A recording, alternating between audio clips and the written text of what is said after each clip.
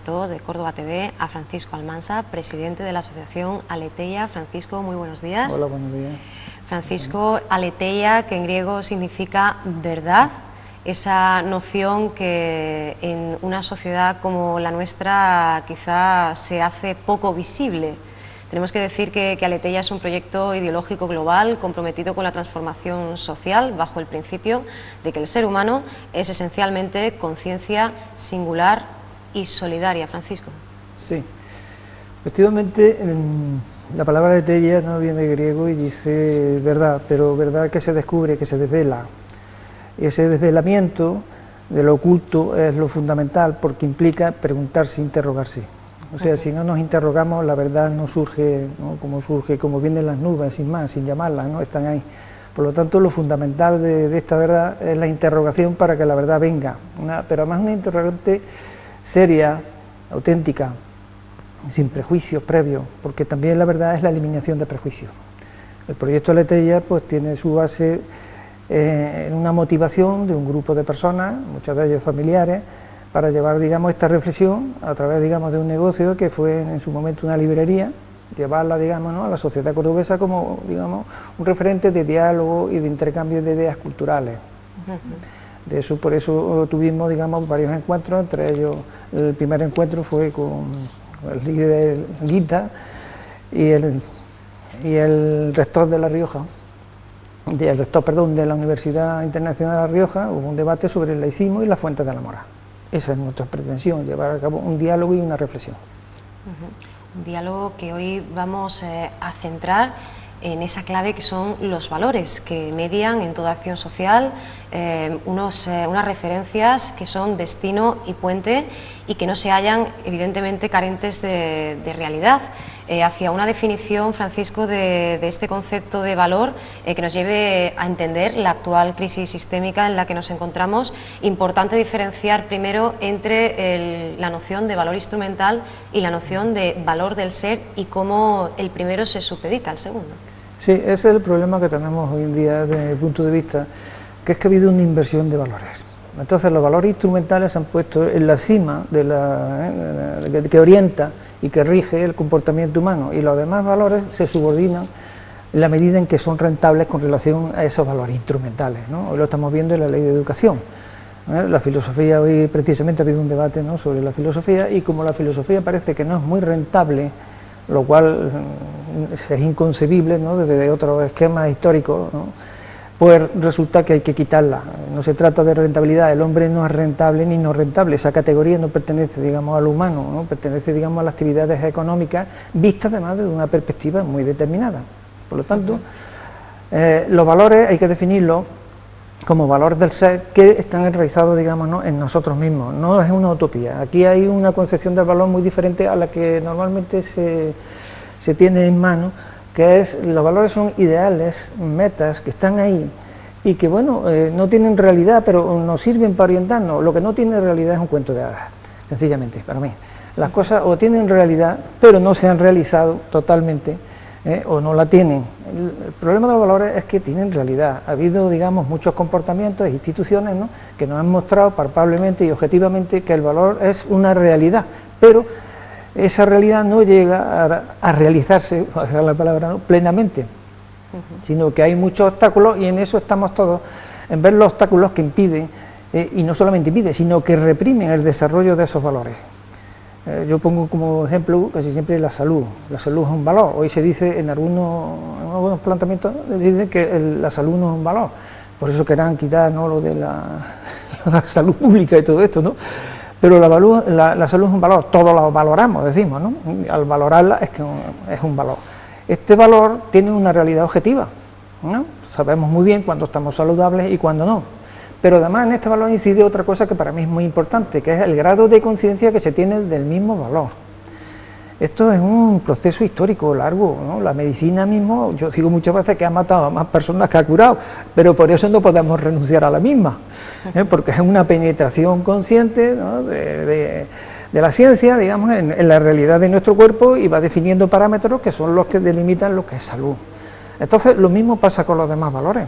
Los valores llevan dos aspectos. Uno, los lo realizamos y sabemos, sentimos que eso es lo que debe ser, pero no tenemos muy claro a nivel de idea y de concepto qué son, nos cuesta mucho expresarlo, y cuando algo logra expresarse abre un campo de posibilidades mucho más amplio, mucho más universal de realizaciones. Es lo que pasa en la ciencia.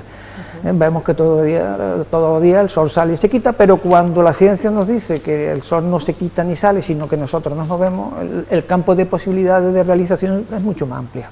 Entonces el valor tiene una realidad objetiva, y además esa realidad objetiva se busca a sí misma a través de la conciencia. ¿Por qué? Porque ese valor quiere realizarse, quiere ser meta siempre, y como quiere ser meta de sí mismo, pues penetra la conciencia, que es otro valor esencial. No olvidemos eso, que nos olvidamos que precisamente la conciencia, en tanto que conciencia, es un valor esencial, que somos sin conciencia, nada, no podemos valorar. Además el hombre es otro patrón de valor. Nosotros siempre valoramos, aunque hablemos mal de los valores, siempre estamos valorando, ya estamos valorando, por lo tanto somos un patrón de valor, por eso somos tan importantes desde mi punto de vista. Y por eso no se quedan en absoluto en lo abstracto y atañen a todos y a todas, ¿no? Lo decíamos antes de comenzar la entrevista, Francisco, ante estas cuestiones pues muchas personas pueden decir, bueno, esto es materia, ¿no?, para la comunidad científica, filosófica, de pensadores, y no, en absoluto, ¿no? Tenemos que ser protagonistas de ese cambio, y además en grupo y en bloque, ¿no? Claro, tenemos que ser protagonistas, y ser protagonista es precisamente saber por qué se hacen las cosas y qué se está haciendo. Porque si no somos autómatas, pues realmente hacemos las cosas porque, bueno, porque las hacen los demás. ¿Dónde va Vicente? ¿Dónde va la gente? Se decía antes, ¿no? Tenemos que dejar de ser ese tipo de Vicente. Y entonces todo acto debe ser plenamente consciente y no buscar coartadas ni racionalizaciones, ni menos el argumento más universal que se está utilizando es ser pragmático o realista, cuando realmente no se sabe lo que es muchas veces ni la realidad, y queremos ser realistas. El realismo nos ha llevado a la crisis en que estamos. Antes de la crisis se decía, oye, esto hay que modificarlo, hay que introducir cambios, porque se está especulando, porque esto no puede seguir así. Decía, no, hay que ser realista, ahora que estamos bien no se cambia nada. Bueno, pues ahora que estamos mal tampoco conviene cambiar las cosas, se dice, no sabemos cuándo, ¿no? Es una reflexión permanente sobre, digamos, nuestro hacer, y ese hacer pues tiene que ser consciente, en eso estriba la cosa. Ahora, claro, el problema de los valores es que se dice, bueno, ¿y por qué unos valores sí y otros no? Yo sigo pensando igual, pensemos dónde están enraizados los valores, dónde es el punto, digamos, ¿no?, de cuál surge y el cual vuelve, nosotros, sencillamente. Y como seres conscientes, y conciencia no solamente darse cuenta, como dicen algunos, sino es experimentar desde la sensibilidad al pensamiento, pasando por la voluntad, el yo y el amor. Todo eso son valores conscientes, y por lo tanto realizarlo es realizarnos nosotros mismos.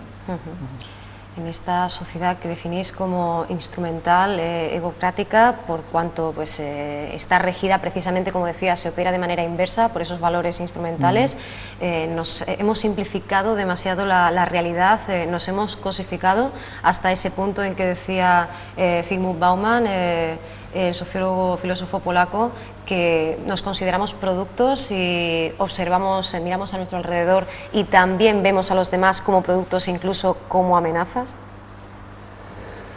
Sí, hemos simplificado, pero una mala simplificación, porque las cosas se pueden simplificar, ¿no? Siempre se extrae algo, ¿no?, y a partir de ahí se trata de explicar muchas cosas, pero no ha sido una simplificación correcta, y cuando una simplificación no es correcta, pues sucede que complicamos las cosas. Ese es el problema que a mi parecer está sucediendo en este mundo. Hemos simplificado tanto que nos hemos considerado que somos un ser instrumental. Entonces hablamos del pensamiento como un instrumento, hablamos de las emociones incluso como instrumento, o sea, nuestra propia realidad la vemos como instrumento.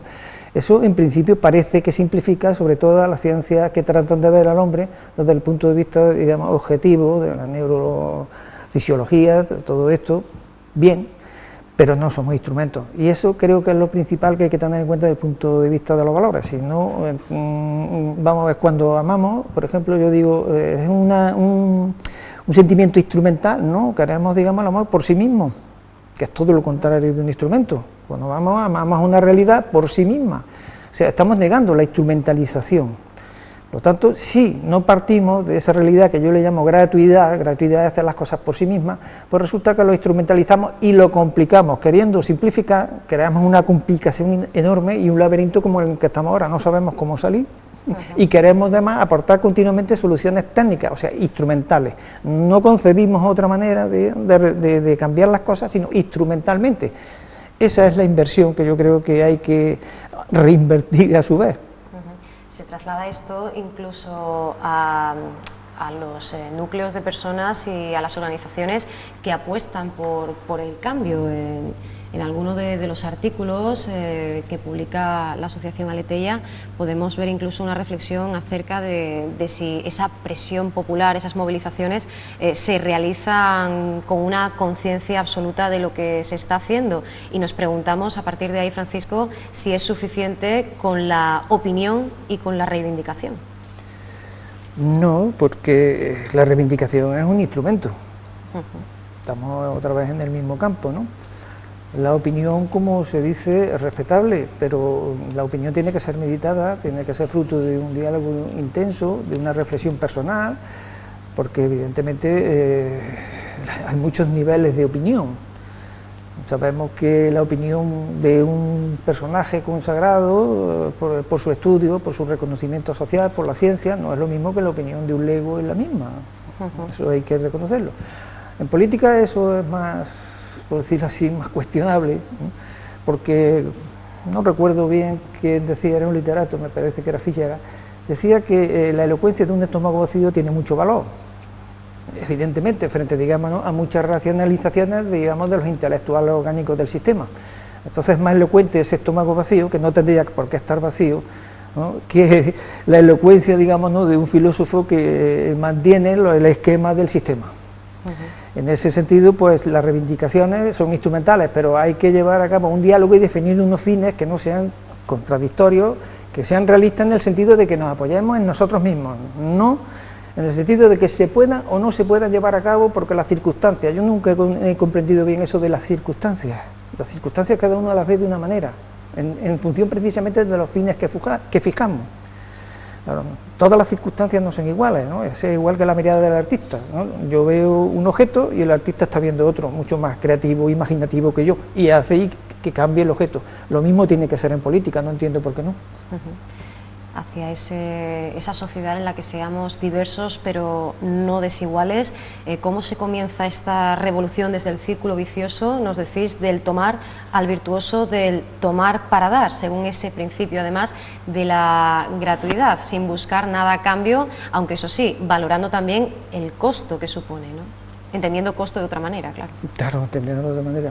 El paso es muy complicado, ¿no? Muy complicado, lento, entendemos, ¿verdad? Principio de hablar, tenemos que llegar, aunque parezca, digamos, algo absurdo, tenemos que llegar a un consenso, ¿no?, de lo que somos, porque resulta, ¿no?, que desde los años, vamos a poner 40, empieza, digamos, ¿no?, incluso antes, no me voy a remitir, sino ya filósofos como Nietzsche, ya habla del nihilismo. El nihilismo es una pérdida de identidad. El nihilismo no se basa sobre sino un principio, el todo es relativo, nunca ha podido superar, digamos, ¿no?, el relativismo de su propia frase. Eso ha quedado ahí, ¿no?, todo es relativo, también lo que estoy diciendo, ¿no? Entonces se pierde, digamos, el miedo a la contradicción, que ha sido uno de los pilares de la filosofía. Precisamente el miedo a la contradicción está en lo que no siente, en lo que siente no le gusta la contradicción porque duele. Entonces ahí hay, digamos, un campo de demarcación muy claro. Nosotros partimos de que el hombre es una realidad, digamos, una singularidad, yo le llamo en principio solidaria, en esencia. Lo que quiere decir es que tiene dos aspectos, uno que remite al sí mismo. El sí mismo uno no tiene más remedio que desarrollar su potencialidad, su singularidad. Eso nadie lo cuestiona, además es que es necesario, pero es que se da la circunstancia que en la medida que el hombre profundiza en sí mismo de una manera seria, sin instrumentalizarse, sin utilizarse, sino viéndose a sí mismo en su realidad, digamos, ¿no?, de riqueza, de potencialidad, y digo en eso, por ejemplo, su amor, su capacidad de pensar, todo eso. Resulta que aparece la otra dimensión también muy clara, que es la solidaridad con los otros, se siente uno. Veamos, digamos, en la panoplia de personajes importantes, ¿no?, de la historia, siempre se ha manifestado esa doble cualidad, un ser para el otro y un ser para sí, no se puede disociar. Si soy ser para el otro, soy masa. Si me quiero hacer un ser para mí tan singular y excepcional, me convierto en un egoísta simplemente. Entonces, lo que ha sucedido en este mundo y nos cuesta tanto salir es porque el egoísmo se ha convertido en una fuerza productiva. Se dice de manera muy clara, hay pensadores y filósofos que incluso lo dicen de manera clara. Von Mises, que es un pensador y economista liberal, nos dice eso. ¿Por qué tenemos libertad? Porque es más productiva, es más rentable. Si no, no tendríamos por qué tenerlo. Dejémonos de monsergas de una cosa y de la otra, porque yo dice así de monsergas, porque realmente es la eficacia económica lo que lo determina todo. Eso es lo que cuestiona. La articulación del yo y el nosotros, ese primer estadio de la racionalidad, quizá fuera una vez más pues una buena idea hacer un viaje en el tiempo y bueno, retrotraernos, ¿no?, a Grecia, al mundo clásico y a ese punto de inflexión en el que se busca la razón como armonía, ¿no?, poder aprender y reconstruir los pasos desde ahí, ¿no? Claro. Es que la razón últimamente también ha caído en descrédito, pero ha caído en descrédito porque, claro, hay varios tipos de razón, igual que hay varios tipos de valores. Si hablamos de valores instrumentales, hay una razón instrumental, que atiende precisamente a la racionalidad instrumental. Un objeto tiene que cumplir una serie de funciones y si no se utiliza para funciones, no funciona. Eso está claro. Pero un ser humano no es un objeto ni un instrumento. Entonces, yo la razón la defino como la capacidad para relacionarnos con las diferencias del ser tal y como son. Entonces, esto exige dos cosas. En primer lugar, que si no nos relacionamos con las cosas o las diferencias del ser como son, nos vamos a encontrar con un problema. Incluso los locos razonan así. Lo que pasa es que ellos ven las cosas, las diferencias del ser de manera diferente a nosotros, pero ellos también quieren relacionarse con las diferencias del ser como lo que son. O sea, que estamos en el mismo plano. Por eso la razón no constriñe ni oprime, al contrario, libera, porque en primer lugar incita y motiva a comprender las cosas como son, no en función otra vez de la instrumentalidad de las mismas. Un científico, cuando mira la naturaleza, la mira por ella misma, no pensando en la rentabilidad que va a obtener si ese trozo de bosque lo utilizo para producir, digamos, no muebles de tal tipo o cual, ¿no? La mira por sí mismo y por eso la ama, y por eso se revelará si se utiliza de una manera no racional. Por lo tanto, la razón no oprime, al contrario, libera. Lo que oprime es esa razón instrumental que se ha extendido, digamos, a todos los ámbitos de la vida y, claro, pues está impidiendo nuestro desarrollo. Entonces, pues, hablando de la razón, tendríamos que llevar a cabo en los niños, hoy oía, ¿no?, en los colegios, oía que se está hablando en Francia ya, a los niños hasta de 4 años ya se está hablando de filosofía. Yo creo que este concepto es muy fácil de transmitir, empíricamente y teóricamente cuando se tiene un poco, digamos, más edad. Cuando un niño se relaciona con un juguete jugando, está siendo muy razonable. Claro, cuando un niño se relaciona con otro niño para jugar también, y está siendo razonable. Hay muchas maneras de razón, pero siempre relacionándose como las cosas son. Por lo tanto, es tan importante, creo, que sepamos realmente lo que somos y que ya superemos ese estadio donde se dice que el hombre no tiene identidad, que es justo lo que le pasa a un instrumento, no tiene identidad, siempre sirve para otra cosa, por sí mismo no es nada. ¿Qué es una silla por sí misma? Nada. Un extraterrestre vendría a este mundo, vería una silla y si no sabe que hay ser humano sería algo absurdo. ¿Para qué servimos, no? Y no para qué somos. Claro, claro. Bueno, y además hablamos de la razón, si hablamos de la relación íntima que existe entre la razón y la justicia, que debe existir, aquí encontraríamos, ¿no?, la causa, la generación de esa democracia real, ese concepto tan sumamente utilizado, esa democracia real o antropocracia que también llamáis desde Aleteia representación transparente y de cuyo concepto nos hemos alejado tantísimo. De hecho, desde Aleteia incluso se diseña, se confecciona cómo podría ser esa sociedad alternativa, distinta, que nos hiciera regresar a ese punto de armonía en el cual los valores del ser son en sí mismos, como hemos dicho antes, y además establecen una interdependencia total entre sí. Sí, queremos una sociedad, no varias, en una misma sociedad. Ese es otro de los problemas que nosotros abordamos con mucha frecuencia. ¿Realmente existe una sociedad o existen varias superpuestas donde una domina a la otra? porque yo no vivo en el mismo mundo que otros grupos humanos, no percibo las cosas, no creemos que todos, digamos, somos seres abstractos, vivimos en la sociedad, cumplimos las leyes y todos vivimos en el mundo. No es así. No es así, lo estamos viendo, ¿no? Cuando se hacen exclamaciones como en el Parlamento en relación, digamos, ¿no?, a ciertas, digamos, situaciones sociales, ¿no?, que son injuriosas, vemos que no viven, esos señores no viven en el mismo mundo. Se trata de crear un mismo mundo para todos. Los políticos, si quieren saber y resolver los problemas que vive lo que llaman el pueblo, yo es que lo veo muy difícil, yo lo digo por experiencia propia, si no vivo como el pueblo. ¿Cómo voy a saber y vivir sus problemas y va a tener la urgencia si yo no los vivo? Claro, el privilegio del representante y el del representado. Pero ¿a quién representa de verdad lo que se llama el representante? Claro. Si no vive como él, si no tiene, digamos, las mismas problemáticas, las mismas carencias, las mismas expectativas, el mismo horizonte, pues no es capaz de ponerse en lugar del otro, y para gobernar hay que ponerse en lugar del otro. ¿Y cómo voy a poner si no vivo como él, si es que no lo siento como él? O sea que eso es el primero. Luego, entonces, en tanto que nosotros pensamos en una alternativa nueva, estamos pensando, digamos, ¿no?, en reducir las distancias progresivamente, de tal manera que todos vayamos viviendo y comprendamos las problemáticas de los otros, para que las decisiones de verdad sean para todos. Cuando dice un político gobernamos para todos, no es verdad. Primeramente hay que subordinar los intereses de un grupo a los intereses de otro, porque yo lo llamo los esenciales, frente a los relativos, que son los que tienen que subordinarse a los otros intereses. Eso creo que es un obstáculo para crear realmente una sociedad que yo le llamo comunidad fraternal. ¿Qué es ser fraternal? En primer lugar, tampoco es algo que queramos, sino que también sentimos, lo ha sentido, digamos, a lo largo de toda la trayectoria histórica, y todo hombre en un momento dado siente, digamos, experimenta esos sentimientos. ¿Qué es eso? Pues querer ser uno más con los otros, ¿no? Querer ser uno más con los otros. De ahí nace lo que llamamos voluntad democrática también. Claro, pero eso no se alcanza de golpe, ¿eh? Hemos visto que tiene un proceso histórico. Los revolucionarios franceses decían fraternidad e igualdad. Yo los identifico, ¿no? Si separamos la fraternidad de la igualdad, se crea un conflicto. Somos iguales cuando nos sentimos hermanos. Cuando no nos sentimos iguales, esa igualdad la deformamos, la transformamos en algo vacío, que se llama la igualdad formal del sistema burgués, que hace ya, digamos, siglos que surgió, y entonces no permite la fraternidad, la reprime. O sea, que realmente, como todo sentimiento, puede ser reprimido.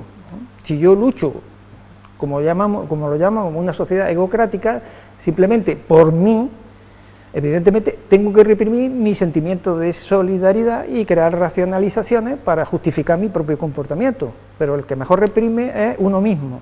Muchas veces echamos la culpa a instituciones, pero resulta que el que reprime es uno mismo por conseguir sus objetivos particulares. Encontrar ese equilibrio entre, digamos, nuestro ser comunitario, fraternal, y la realización personal, en eso está la clave, digamos, del problema, en lo personal y en lo que nos une de verdad, no cosas externas, no leyes, simplemente. Y también en esa libertad, ¿no? Hablábamos de ese lema de la Revolución Francesa, ¿verdad?, de esa bandera, Gala, y nos queda ahí el concepto de la libertad, con el que también tenemos esa deuda pendiente, ¿no? Porque somos realmente libres en un espacio tan sumamente pautado y tan sumamente artificial. Ese es un problema de mucha enjundia, de la libertad, ¿no? Porque ese yo le llamo que es la noche donde todos los gatos son pardos, cada uno entiende la libertad, digamos, ¿no?, conforme a lo que desea en un momento dado, ¿no? Lo que me conviene, pues eso es, para mí, ser libre. Yo la libertad no la extraigo tampoco de mi propia realidad, ¿no? ¿Qué es mi propia realidad? Yo soy libre si me realizo también, y ya está. Si realizo lo que soy, si me realizo, y mi realización tiene infinidad de posibilidades. Por ejemplo, cuando se lleva a cabo un trabajo vocacional, se ve claramente que la persona se siente libre, y porque se siente libre es porque se está realizando, y se está realizando porque realiza, además tiene muchas posibilidades abiertas, él las explora, las realiza, y además, para colmo, se siente solidario, porque precisamente las personas que tienen una vocación profunda y realizan una actividad vocacional son las más solidarias, y se sacrifican. Además, ya utilizando el argot del sistema, diríamos, hasta son productivos y rentables, o sea, pero subordinados. No lo primero, ser productivo y rentable, y después viene la vocación, es al contrario. Entonces, cuando se subordina y se jerarquiza las cosas de manera adecuada. Eso lo han visto los filósofos de la antigüedad.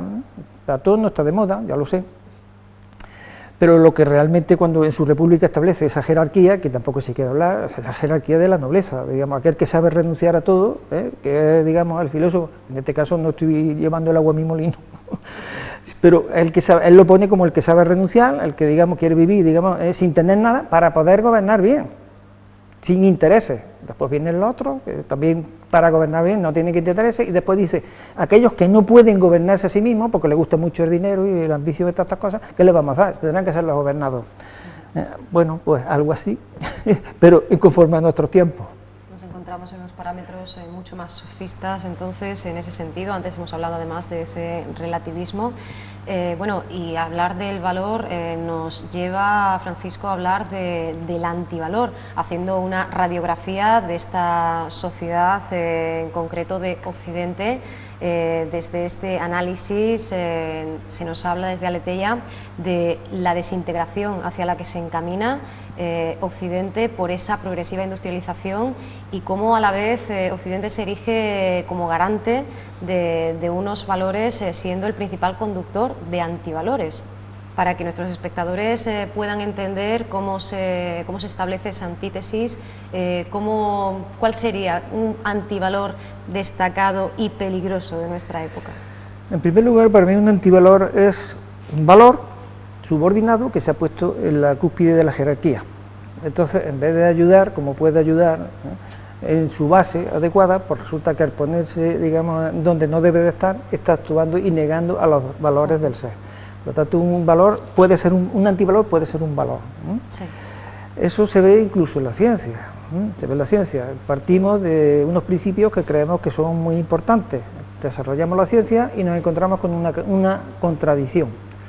El sistema de Ptolomeo, cuando decía que la Tierra estaba quieta, el Sol giraba, pues también hasta cierto punto era científico. O sea, se crearon, digamos, unas esferas, una serie de círculos, decía, así funciona el universo, y se miraba el universo, se miraba la esfera y había una correspondencia, pero que llegó a crear tal complicación que aquello ya no había que lo entendiese, o sea, frenaba la ciencia. Hasta que se dijo que la Tierra se movía, pues bien, si seguimos manteniendo que la Tierra está fija desde el punto de vista humano en muchos aspectos, eso se ha convertido en un antivalor. Cuando Ptolomeo empezó era un valor, pero después, cuando se mantiene, se convierte en antivalor. Entonces, el sistema este capitalista, vamos a llamarle así, lo que ha potenciado, digamos, ha sido unilateralmente un valor, que es el valor del ego. Yo le llamo ego, no yo. Equivalente, digamos, parece, ¿no?, dicho en latín, o dicho, pues no, yo lo diferencio. El ego es cuando se encuentra aislado, el yo no se encuentra aislado, es solidario. Si el yo actúa de manera aislada, entonces se convierte en ego y es lo que llamamos egoísta, ¿no? ¿Qué ha roto? Pues la fraternidad, todo es interesado.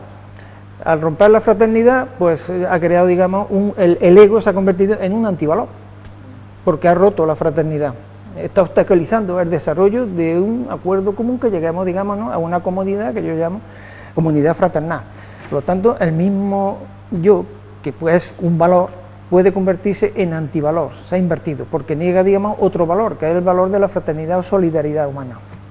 En eso es la diferencia entre valor y antivalor. Yo considero que un valor puede ser una contradicción, siempre que esté, digamos, en su sitio. Si una cosa cambia, en ella hay una negación, quiere decir que la contradicción está ahí presente, pero generalmente, digamos, son los elementos que no sienten. El mundo está hecho así. La conciencia, como le duele, evoluciona para que no duela, para que no se sufra. Hay que buscar ese equilibrio y poner las cosas en su sitio. Por lo tanto, la contradicción es un valor. Ahora, si la ponemos, igual que la negación, la ponemos en el horizonte que guíe, digamos, nuestros comportamientos, pues estamos negando lo más real. Habría que valorizar también, ¿no?, ese valor. Sí, claro. Entendemos pues el valor como aquello que al ser afirmado nos afirma y al ser negado nos niega de una manera directa o indirecta. Francisco, ¿cuál debería ser, antes hemos hablado un poco más a medio, a largo plazo, cuál debería ser el primer paso de una sociedad que se quiere encaminar a esa recuperación de esos valores del ser y a esa recolocación de estos conceptos? El primer paso, como en todo paso histórico que se ha dado, es crear una conciencia, ¿no?, precisamente de estos valores. ¿Realmente somos conscientes de nuestra propia esencia consciente? ¿No? ¿Somos conscientes de que queremos todos lo mismo, que es la realización de nuestra propia singularidad, fraternalmente llevada a cabo? ¿Se puede llevar a cabo uno mismo la propia realización personal haciendo abstracción de todo lo que hemos recibido históricamente? Yo no sería nada, si no hubiera recibido, digamos, esa herencia tan extraordinaria de toda una humanidad. Yo no sería nada sin toda la realidad humana, el contexto, ¿no?, que está dando, no sería nada. Eso tenemos que hacerlo presente continuamente, y hacer presente que, ¿no?, ese dar, que yo le llamo fraternidad, ese ser uno más entre nosotros, ese querer, y querer en el sentido, digamos, de síntesis que dice nuestro propio lenguaje. Querer es un acto de voluntad y de amor. Se dice te quiero, pero también digo quiero, o sea, entonces se sintetiza ahí, es voluntad amorosa. Esa voluntad amorosa es fundamental, es uno de los valores fundamentales, porque en ella se da lo que decía, voluntad, ser yo mismo, amorosa, en comunidad con los otros. Eso creo que es fundamental. Sin ese sentir, que creo que es un sentir nosotros mismos, no vamos a avanzar, vamos a encontrar soluciones técnicas, instrumentales otra vez, y nos vamos a encontrar en la misma situación. De una manera muy evidente, porque efectivamente, para bien y para mal, el lenguaje y la expresión no verbal nos delata, ¿no? Sí. Bueno, Francisco, es apasionante este viaje, esta invitación a la reflexión, como decíamos, al análisis del momento en el que nos encontramos, porque a pesar de lo mucho que hablamos siempre de la crisis, de la coyuntura actual, creo que en pocas ocasiones lo hacemos desde esta perspectiva y de esta manera, así que pues, te agradecemos muchísimo que hayas estado con nosotros y te emplazamos para una próxima ocasión para que sigamos conociendo esos trabajos, esos avances en la investigación, en el trabajo de la asociación Aleteia, y yo desde aquí invito a nuestros espectadores a que se pongan en contacto, a que acudan a ese blog, a ese portal de internet, porque pueden seguir muy de cerca toda esa actividad que realiza la asociación. Muchas gracias a vosotros por la invitación. Muchísimas gracias.